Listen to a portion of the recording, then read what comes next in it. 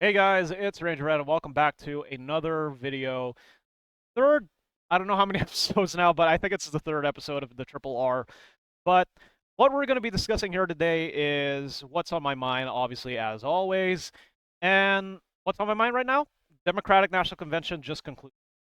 So right now, I'm going to be covering a lot of what has happened all throughout the convention from its start to end. But I'm not going to be covering everything, obviously, because that's going to be way too long of a video. That might be like 2 hours, especially for my rambling mouth.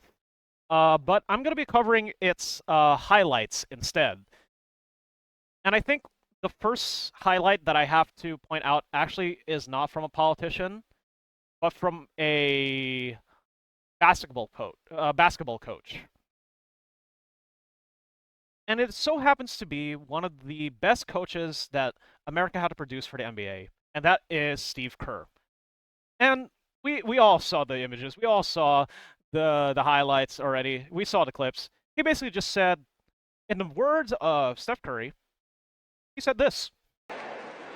After the results are tallied that night, we can, in the words of the great Steph Curry, we can tell Donald Trump, night night. Yeah. I mean, there's no better way to start. There's no better way to start other than that, right? So the next highlight, finally, we're going to move on to the politicians. And the first one I have to cover is Joe Biden. At least it's proper way for me to start it. So obviously Joe Biden, he stepped away from the election. He stepped down from the election race and endorsed Kamala Harris. And in his speech, he basically just said, I did my best for you.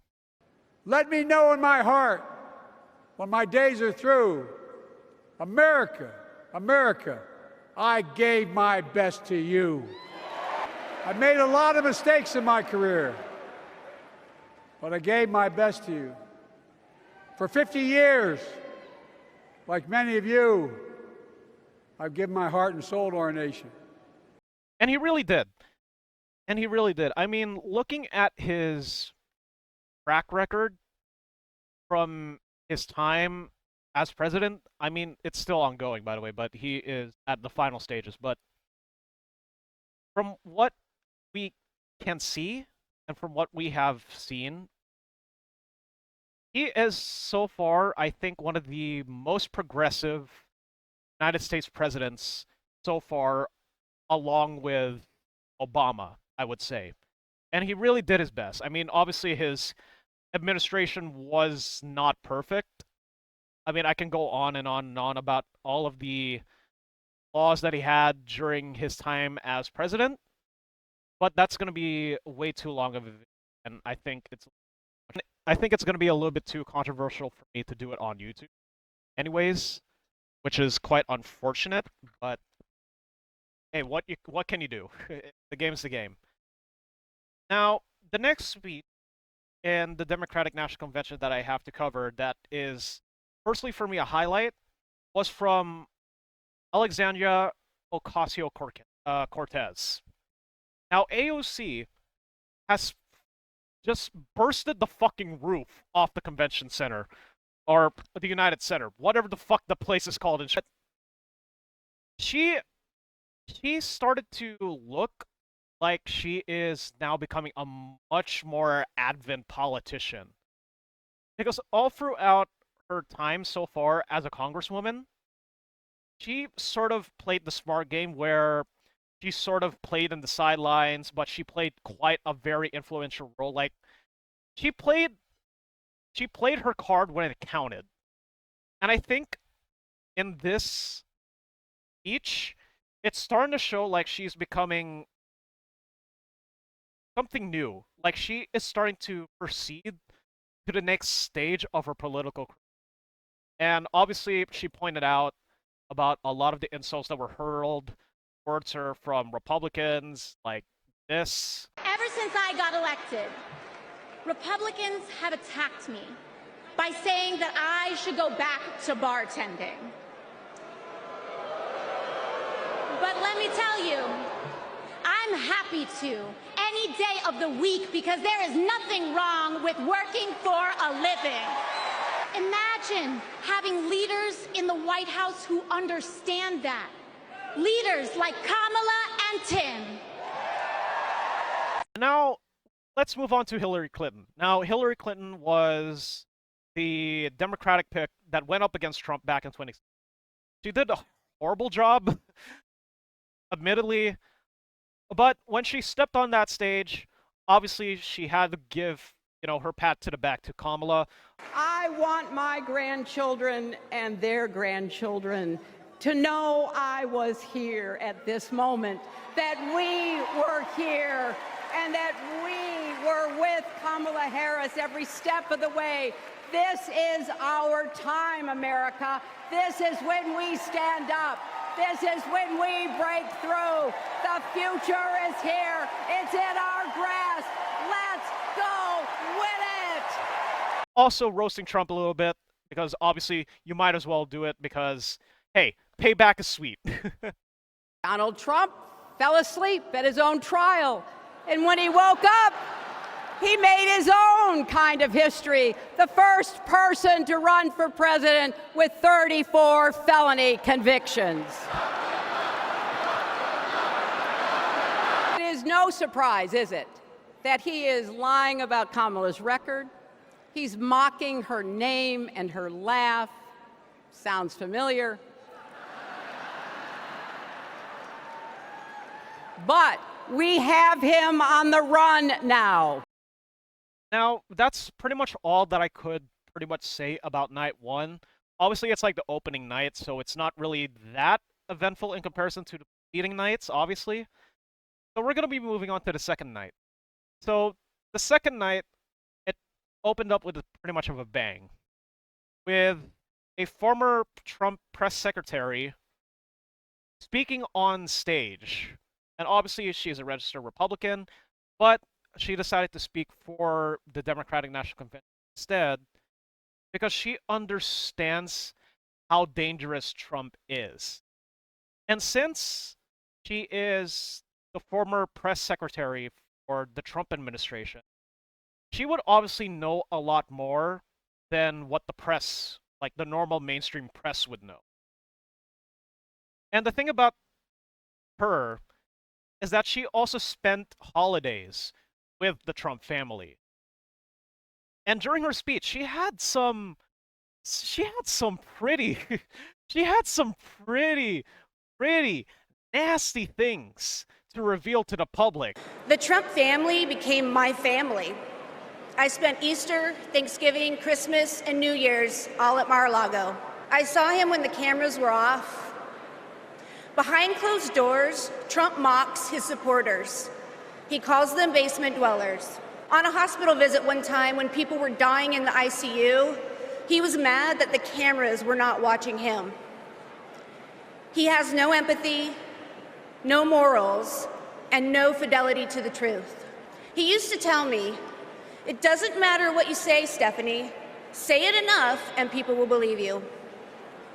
When I was press secretary, I got skewered for never holding a White House briefing. It's because, unlike my boss, I never wanted to stand at that podium and lie. Now here I am, behind a podium, advocating for a Democrat. Another thing about this is that she didn't just reveal like very major dirt on Trump. She also revealed some big handful of dirt on Melania Trump, who is Trump's wife. And by God, it is disgusting. And I mean disgusting. And it's really good to see it come to light. On January 6th, I asked Melania if we could at least tweet that while peaceful protest is the right of every American, there's no place for lawlessness or violence. She replied with one word: no. I became the first senior staffer to resign that day. I couldn't be part of the insanity any longer. The next highlight that I would want to point from the second night of the DNC was the speech of Bernie Sanders. And he essentially just goes over a lot of the accomplishments of President Biden, especially in like the first few months of his term when he finally took office, where essentially try to recover from the pandemic. We were in the midst of the worst public health crisis in 100 years, the worst economic downturn since the Great Depression. 3,000 Americans were dying every day. That was the reality the Biden-Harris administration faced as they entered the Oval Office. And within 2 months of taking office, our government did respond.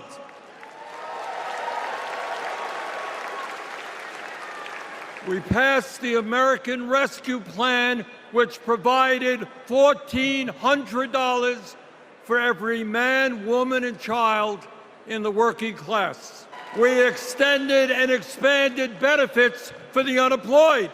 We provided emergency assistance for small businesses to stay open. We guaranteed health care coverage to tens of millions of Americans through one of the largest expansions of Medicaid in history.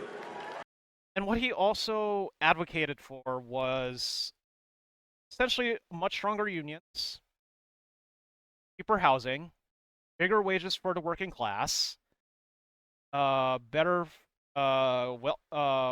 social welfare programs for working class families and children, and also better benefits for senior citizens. We must end this horrific war in Gaza, bring home the hostages, and demand an immediate ceasefire. But I think the most notable one for me to say was when he spatted out his advocacy for essentially getting big money out of United States politics, especially in both local and primary elections. These oligarchs tell us we shouldn't tax the rich, we shouldn't expand Medicare. Well, I've got some bad news for them. That is precisely what we are going to do. Because this is precisely what the American people want from their government. At the very top of that to-do list is the need to get big money out of our political process. Billionaires in both parties should not be able to buy elections, including primary elections. And this is something that I really think Biden is trying to push forward, but I don't think he'll be able to do it because of the conservative, Republican-dominated Supreme Court. Which is why I think right now, Biden is trying to get the ball rolling for Supreme Court reform. And if that really does start to roll, especially around his final days in office, which obviously Harris will endorse and carry out, then that's going to be a really good move for him.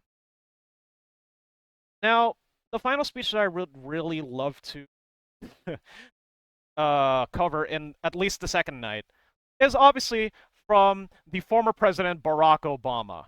And let's just say that those words was essentially just forward at Trump, saying, it's just childish. It's just very childish of how Trump is acting. And it's true. Here's a 78-year-old billionaire who has not stopped whining about his problems since he rode down his golden escalator 9 years ago. It has been a constant stream of gripes and grievances that's actually been getting worse now that he's afraid of losing to Kamala. And yeah, like the man said, it's just getting worse and worse and worse because the prospects of Trump losing to Harris, it's just going up and up and up. And I almost feel quite sorry, but not really, because I really like seeing him squirm. I mean, it's Trump. You can never feel sympathy for him. You can never really feel any sympathy like him. Now, there's this like one roast that Obama did towards Trump, and let's just say he sort of made a very, very slight innuendo about a certain body part of Trump's that may be quite small, you know? And it's an insinuation, basically, of what he said from his roast, and it was just super funny. There's the childish nicknames, the crazy conspiracy theories, this weird obsession with crowd sizes. And besides that, like, one roast, he made another roast where he basically said he's like the neighbor that you fucking hate. And hey, us sensible people, yes, we do hate Trump very much. So thank you for that. The other day I heard someone compare Trump to the neighbor who keeps running his leaf blower outside your window every minute of every day. Now, from a neighbor, that's exhausting. From a president, it's just dangerous.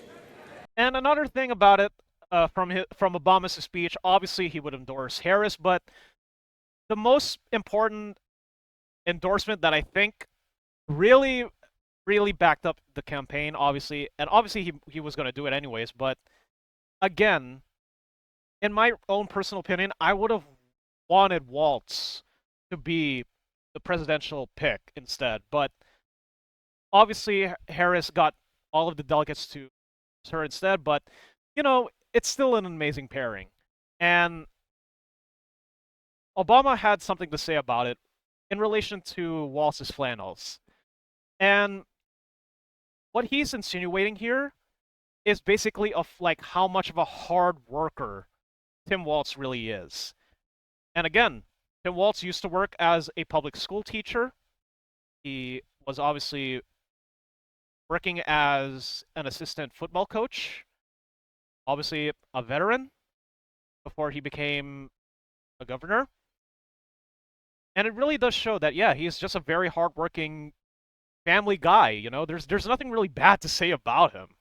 Tim is the kind of person who should be in politics. Born in a small town, served his country, taught kids, coached football, took care of his neighbors. He knows who he is, and he knows what's important. You can tell those flannel shirts he wears don't come from some political consultant. They come from his closet, and they have been through some stuff. So, moving on to night 3. Started with some laughs, because Kenan Thompson, famous comedian, went up stage holding a massive fucking book. What is that book, you ask?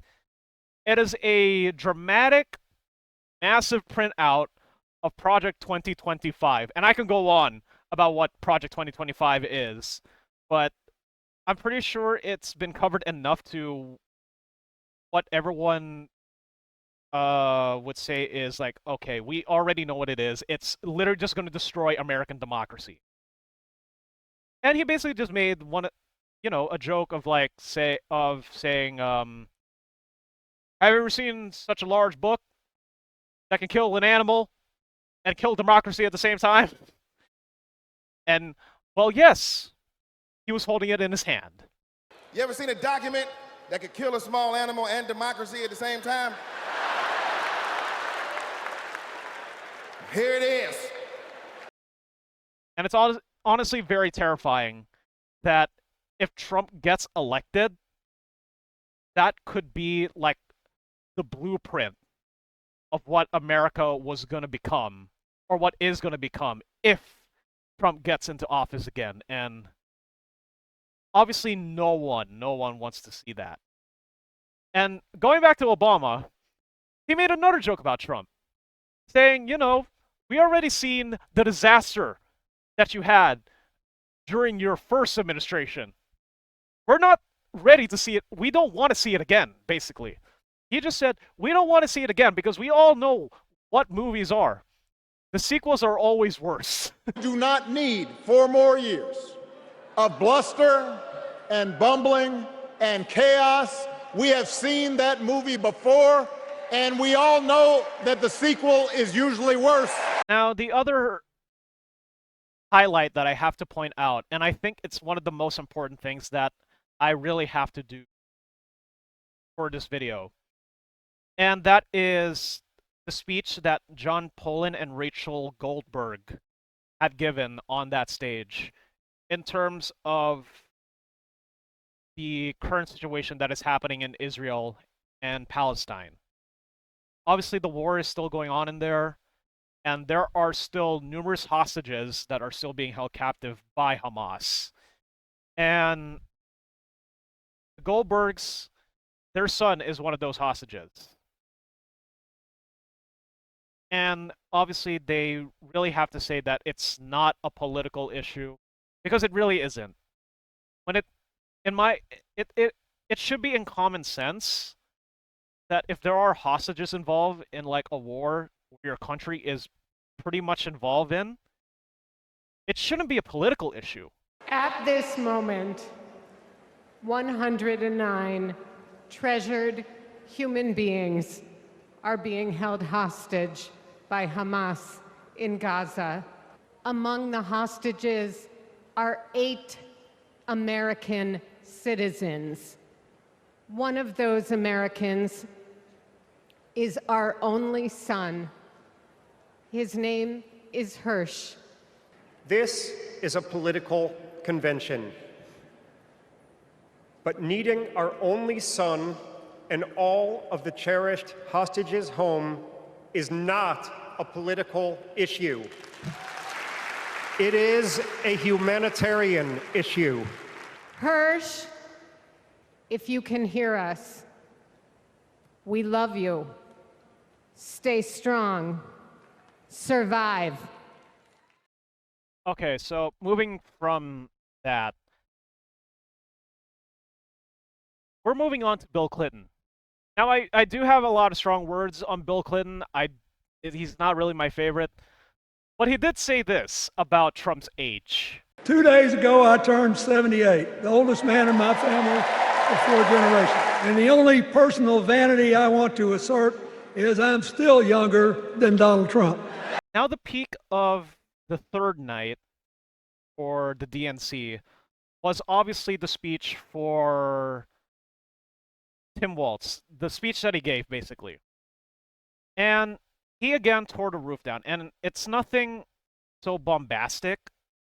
It was just full of compassion and kindness, warmth, gentleness, and it's essentially just him leaning onto his background of being just an everyday dad, going on and on about his achievements as governor. Obviously, he said that as Republicans were burning books, they were eliminating and diminishing hunger from their schools. So there I was, a 40-something high school teacher with little kids, 0 political experience, and no money, running in a deep red district. But you know what? Never underestimate a public school teacher.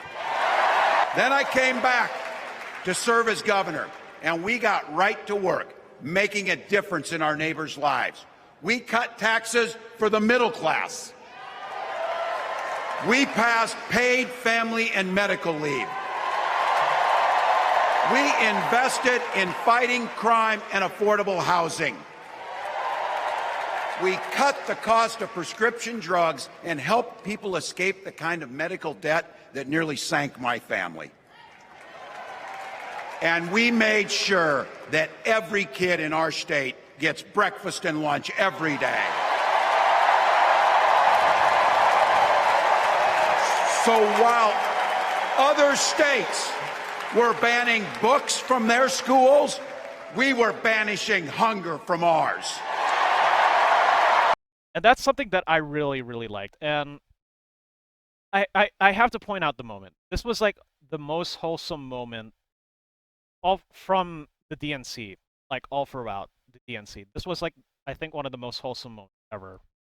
And that was when, Tim Walz started to talk about like his family and all that stuff.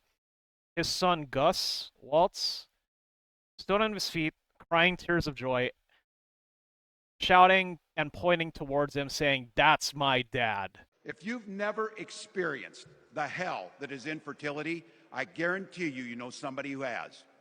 And I can remember praying each night for a phone call. The pit in your stomach when the phone had rang, and the absolute agony when we heard the treatments hadn't worked. It took Gwen and I years, but we had access to fertility treatments. And when our daughter was born, we named her Hope. Hope, Gus, and Gwen, you are my entire world, and I love you.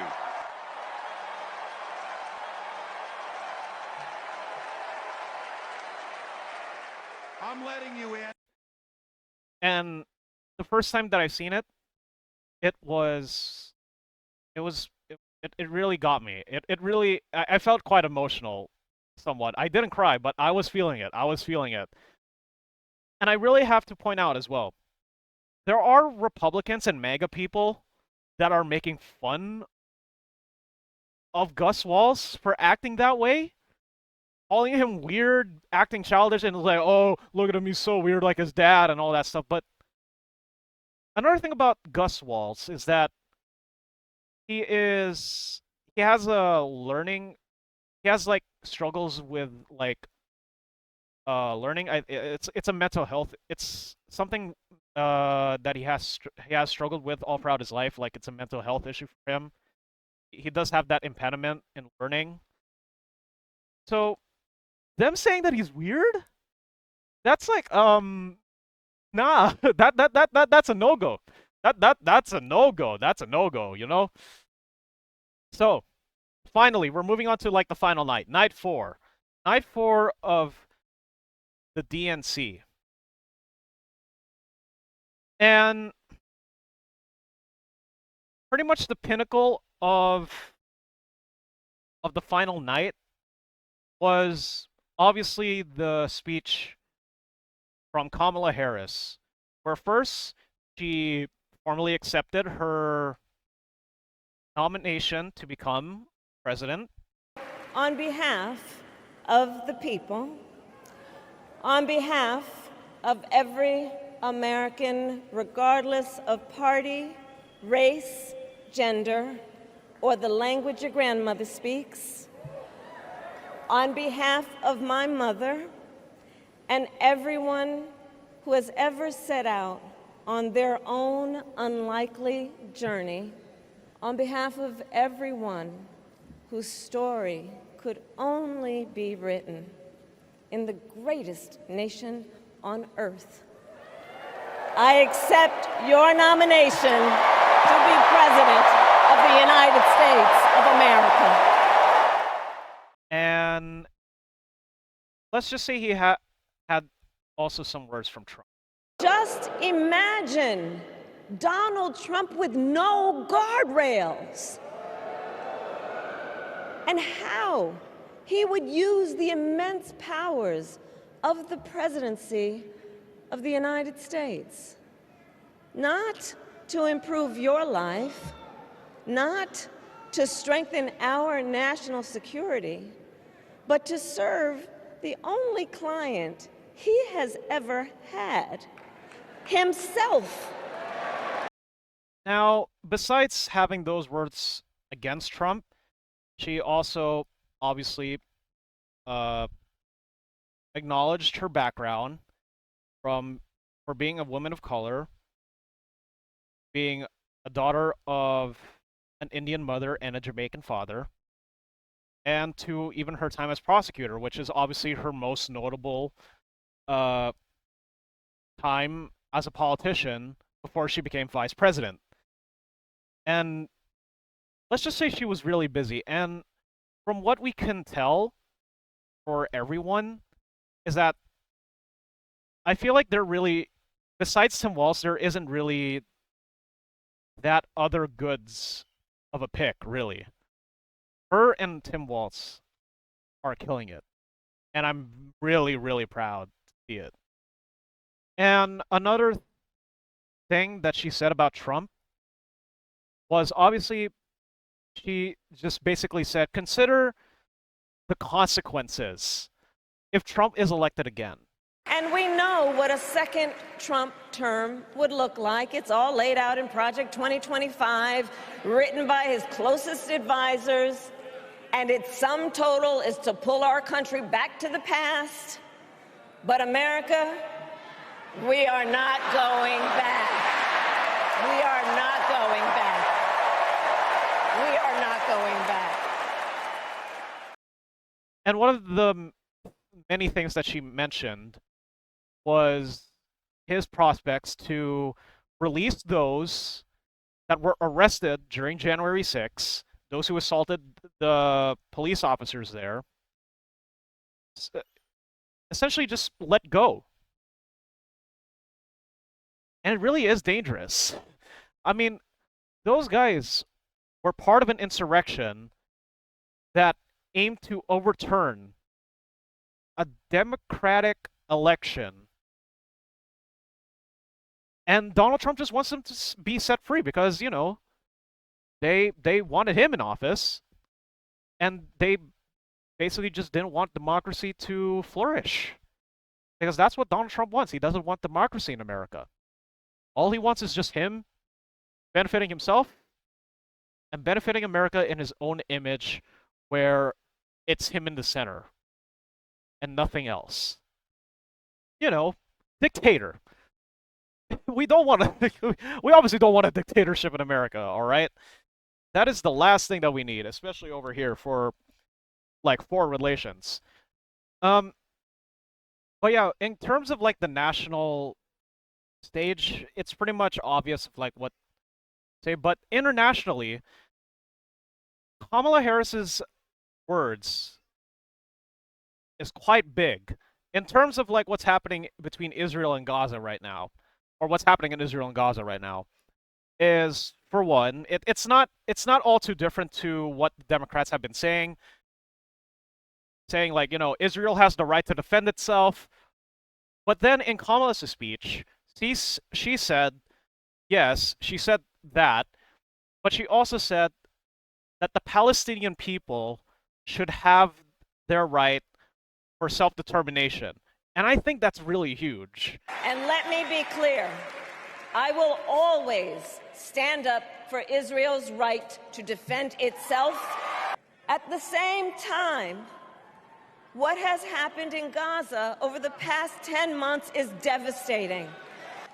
President Biden and I are working to end this war such that Israel is secure, the hostages are released, the suffering in Gaza ends, and the Palestinian people can realize their right to dignity, security, freedom, and self-determination.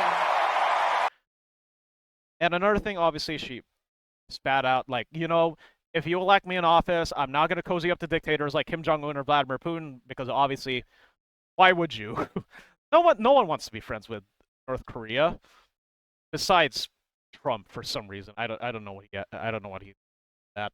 I will not cozy up to tyrants and dictators like Kim Jong-un who are rooting for Trump. Now, going back, obviously, in the speech of Kamala Harris, it's the usual thing, like, we're not going back, we're not going to see another Trump presidency. And I really do hope that we don't. And yeah, that's pretty much all that I could say. It's except for this last bit, where they started to do, like, the formal, like, things where the states, like the different states, would pledge their votes for the Democratic nominee for president, and it was quite unique.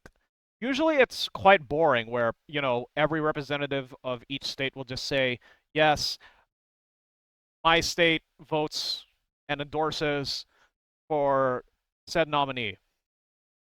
But in this one, they actually twisted it up a little bit. And what they did was that they got uh they got a DJ to spin some music that is in theme of the different states of all 50 states, including all of the territories as well, including Washington D.C. As well also. And it just got the whole room, the whole like United Center energized. Where if their state is called up, like let's say California, obviously they were playing some rap. They played K Dot, by the way. Like, of course they had to play K Dot. They had to play Kendrick Lamar. Very good. And yeah, I've never ever seen the Democrats this energized and this hopeful ever since like Obama. And I'm really am certain that they are on the right track to win the election, but I'm not going to say anything else further than that. But they really do seem on the right track, and I'm really hopeful for what is to come if they, you know, succeed, and if their success will keep on coming like what's been happening so far. And yeah, that's pretty much it. So yeah, thank you guys for so much for watching this video, even though I felt like it was a little bit of a disaster. But yeah, thank you guys so much for watching. If you like this video, do like it, please subscribe, ring that notification bell, share with your friends, because why not, and also leave a comment down below. That's all for now. Over and out.